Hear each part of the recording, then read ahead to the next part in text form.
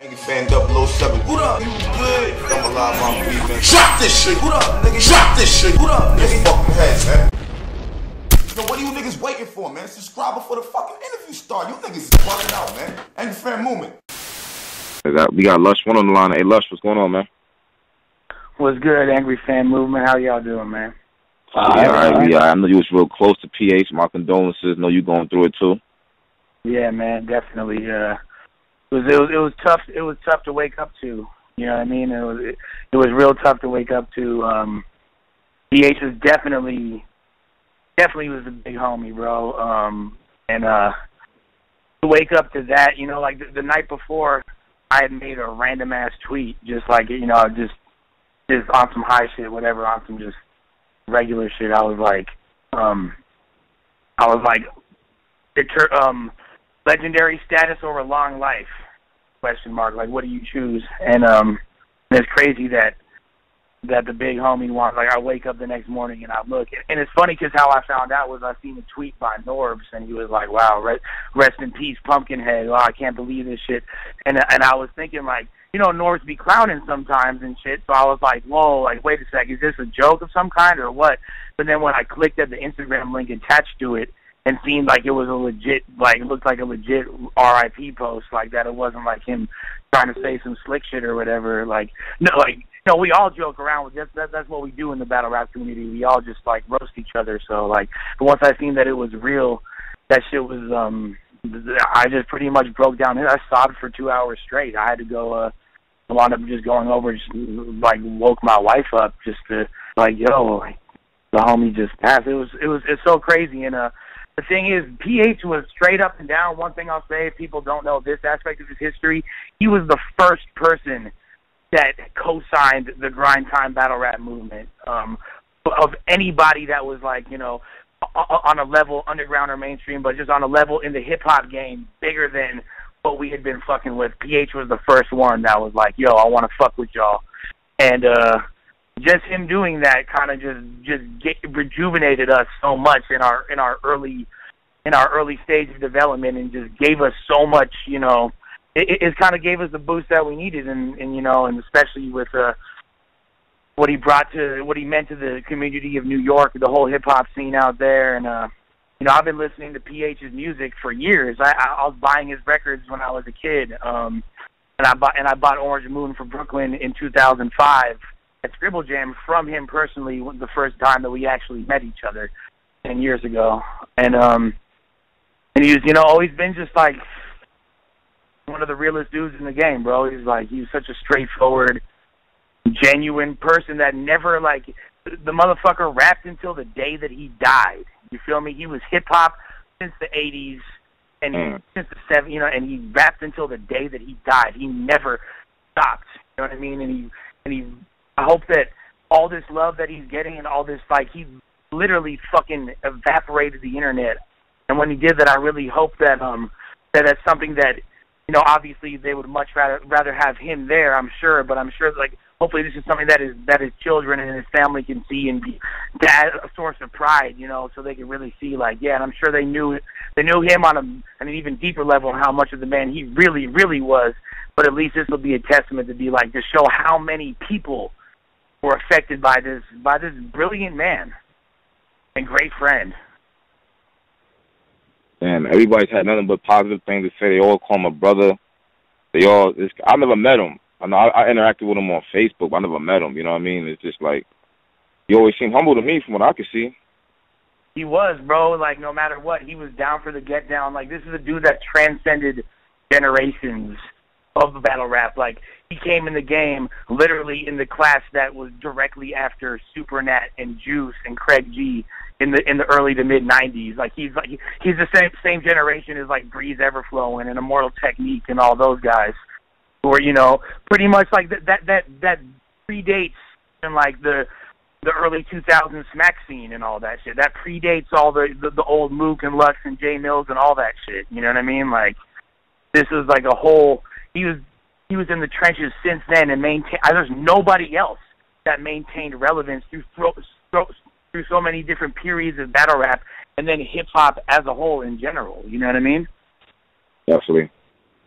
He He held the whole East Coast down. He represented the whole coast. He did, man. He did. He and he has a worldwide appeal. Like his whole thing is on a much larger level. And but you know, like, and what's crazy is like me and PH, like he's always been big bro. But like even when we got into it, and we've gotten into it over different things and argued, it was always because like anything that happened with PH is just about him standing his ground. You know what I mean? When people got into it with PH, is because he wouldn't back down if he believed he was right. You know what I mean? Like that's the way he was. And he rode for his fam, for himself, for his artistry, as in his integrity as an MC, harder than anybody I've ever met, bro. And I'm glad that we continued to work with him throughout his whole entire written battle format career. And from me booking and hosting his first return match versus Disaster to him battling again this past January on the Fresh Coast stage at Battle of the Bay 7, and finishing his career, or his last battle was in Ground Zero, King of the Dot. So it's a beautiful thing, man, to have been a part of that legacy. And it puts so much into perspective about how close all of us are. And it just made me like people that I thought that I had beef with, when it's like, a real beef is when a motherfucker's going to be at your doorstep type shit. Like, that's not what the type of beef we get in with each other in the battle world is. It never has been. But sometimes it gets confusing when you have people cussing each other out and going and doing all types of shit. But all those shenanigans becomes meaningless at this point, and it makes us all just realize how important this is, and like how much more we mean to each other than we realize. Like all of us, how much we've affected each other's lives, and what a blessing it is to be a part of this battle rap movement, and how blessed we are to be able to spend time together and learn from each other, and especially with all these. The cultural diversity, just getting to meet. This is like the first time a lot of people got a chance to leave their hood, leave their city, experience something new was through battle rap. You know what I mean? First time a lot of motherfuckers got on an airplane is because of battle rap. And like we all grew up in this shit together. There's a handful of us, not just the rappers, but everybody, like all the people watching it. Like it's something weird about YouTube. I don't know what it is, but if you at home smoking a joint watching YouTube, and like you doing that shit every day, you start to think the people you watching. So it's like I'm completely invested in it. As we're like, when I meet people, they feel like they feel like they grew up with me, even though they've never met them before. You know what I mean? Just from watching me fucking acting ass hosting battles, and like it's pretty much this put all that to the forefront for me. Like PH is a monument and a testament of all of that. And to me, like I was saying to Caps on the phone earlier, this is by far the most, like, the passing of PH in the physical form is the most significant thing that happened in battle rap this entire year thus far. Like, there's nothing's had as impactful of a blow. And I'm not saying it's clearly like a devastating thing, a very, very sad thing, but it's a reality, you know what I mean, that is felt by all, and hopefully we could try to somehow glean some positivity from this. I mean, I already see it, but it's hard to even say. I feel like even disrespectful alluding to that fact when, there's a family out there and there's a bunch of homies. Shout out to everybody from Team Homie, especially, man. Rest in paradise to the homie Jay Arch, who's also, Team Homie fan that was boss, just a matter of months before that. So he was the homie too. And, yeah, but this one right here, to me, I don't know, this kind of hit me. Like, Young B's passing was so tough. Kodiak's passing was tough. The homie from the Bay Area who's a big rapper that I was close with named Jacob passed this year as well. But, like, I feel like this shit with PH is affecting me, like, the most damn near. And, like, it's really, really, really tough for all of us. I'm sorry to hear that. Hey, Lush, what's your favorite PH story? My favorite PH story was after, and there's so many, bro, because he's a fucking nut, dude, and he's a character. But when I remember after Battle of the Bay 5, when we he actually, like, this is before the days of rappers getting paid so much. This is 2009, right? So rappers are starting to get paid a little something, right, for battles, and was getting flown out and shit. But we weren't putting everybody up in hotels yet, and I had I had Nestle, Marv One and PH all staying in my apartment, and like they stayed for like a couple days leading up and a few days after the battle.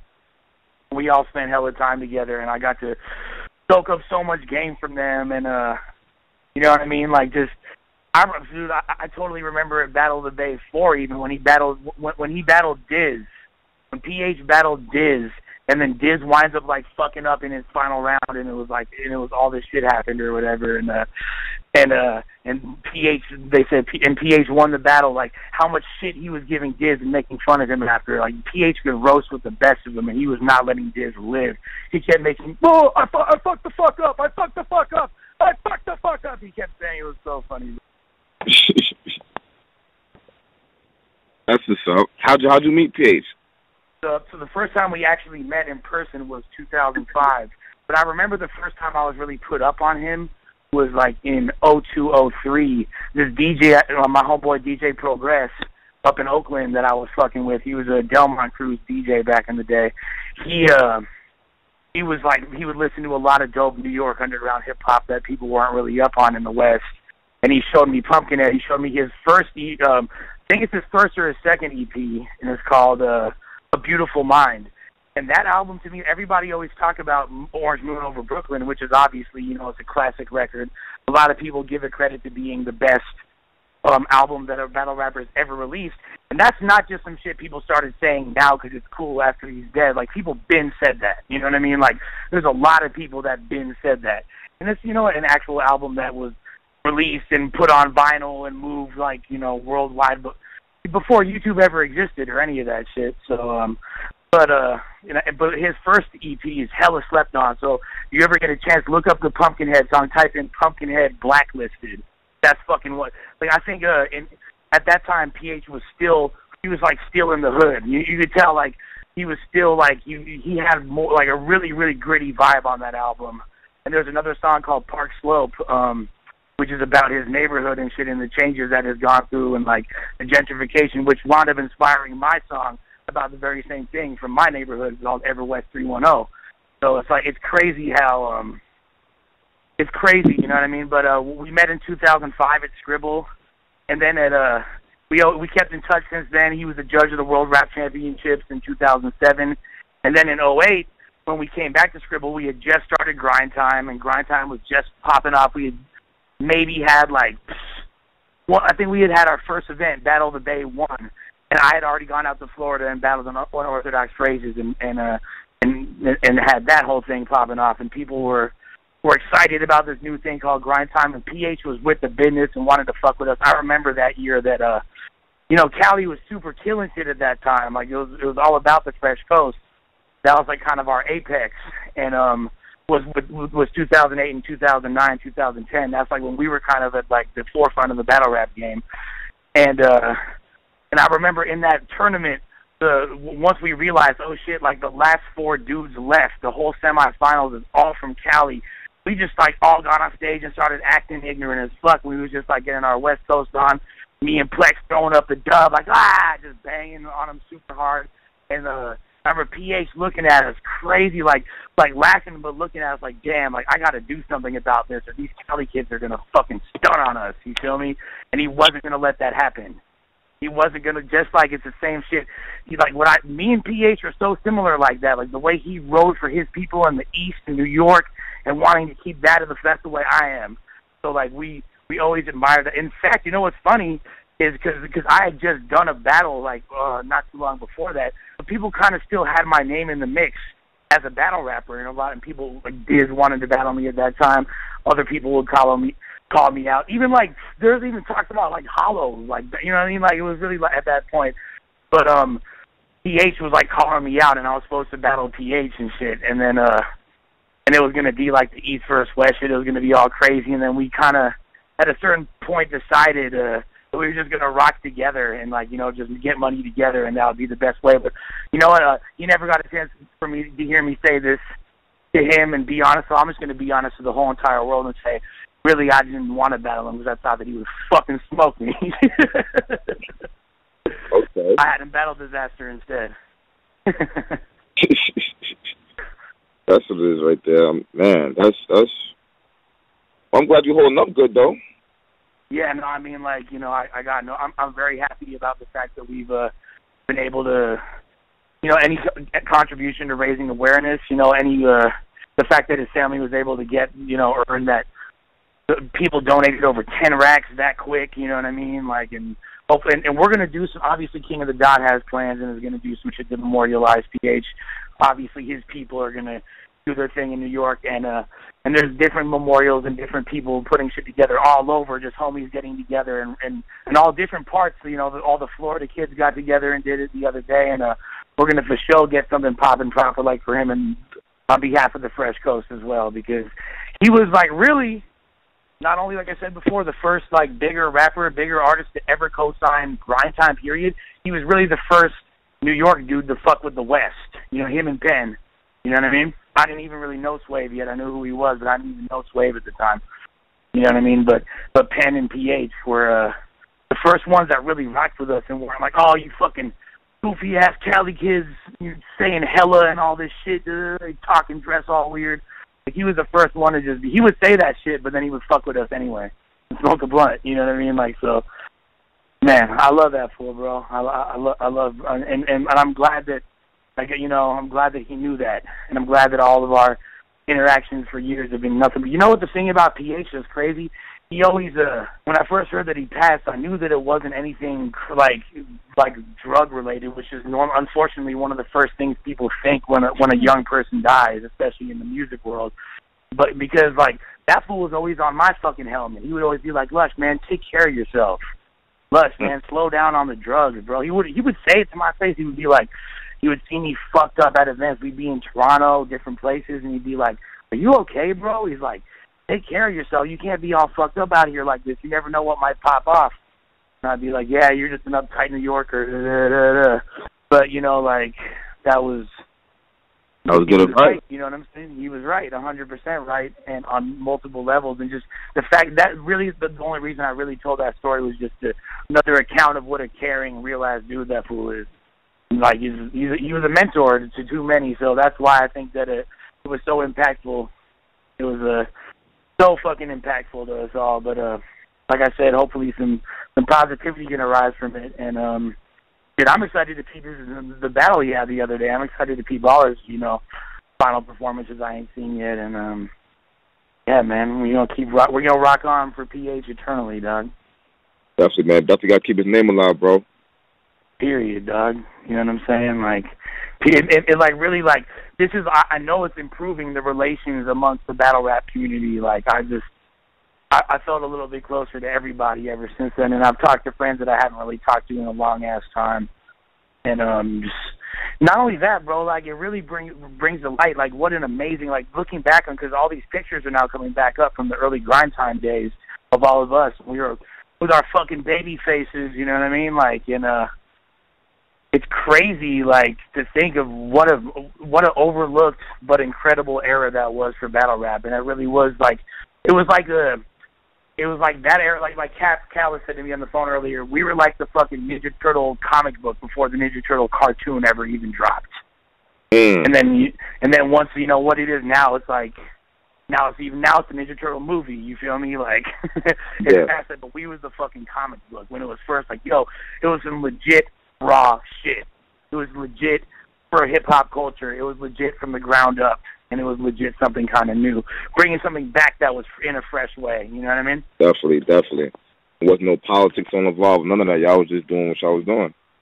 Exactly. Like, dude, the money really does fuck shit up, dog. The money really does, and that's why, like, you know, fuck it. I'll just say it right here. You know what I'm saying? Like, I'm not working with filmon no more. On any level, you know what I'm saying? I'm not working with them no more.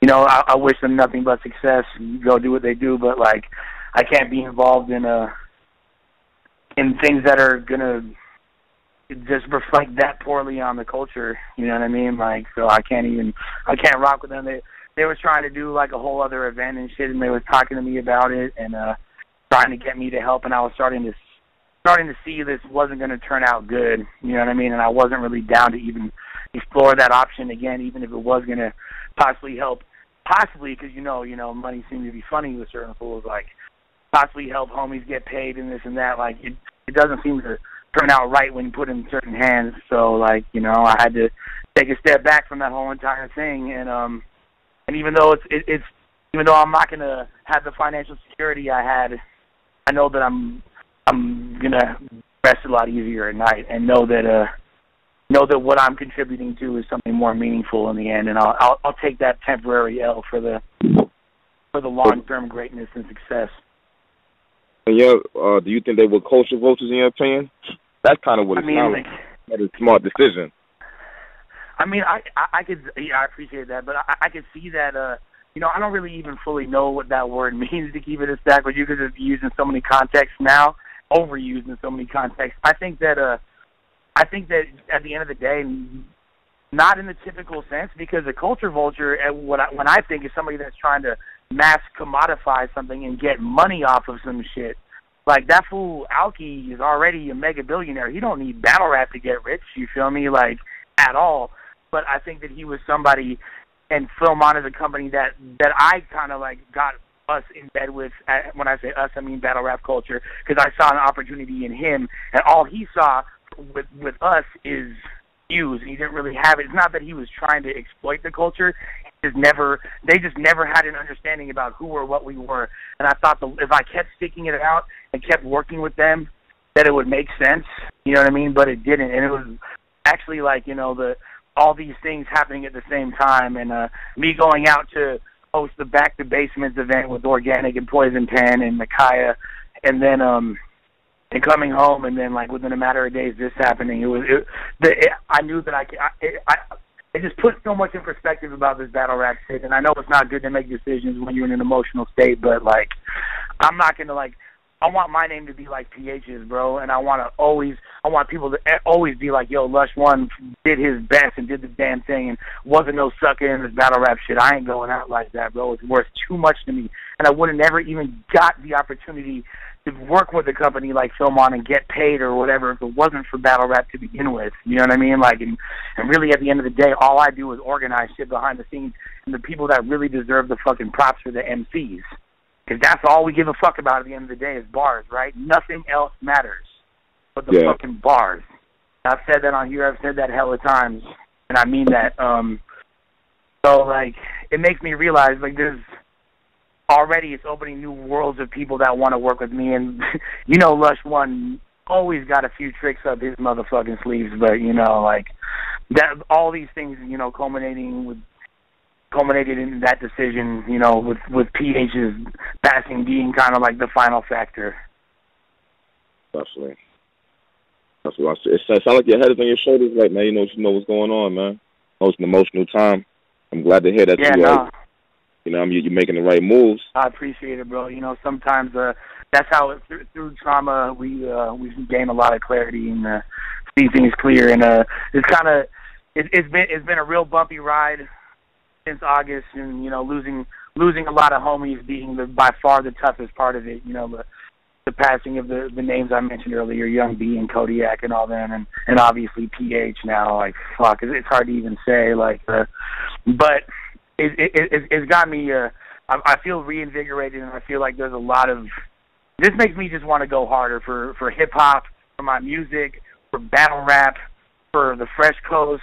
For all of us, and like Kweli tweeted yesterday, man, or like he said yesterday, today we all Team Hami. So Team Hami in this bitch.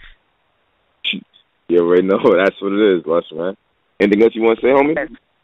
Man, you know, just shout out to all y'all, man. You know what I'm saying? I appreciate the fans, and at the end of the day, whether you want to give me a second chance, third chance, 12th chance or not, it don't really matter, because I'm here for the bars just like y'all. That's all that matters. Let's go, baby.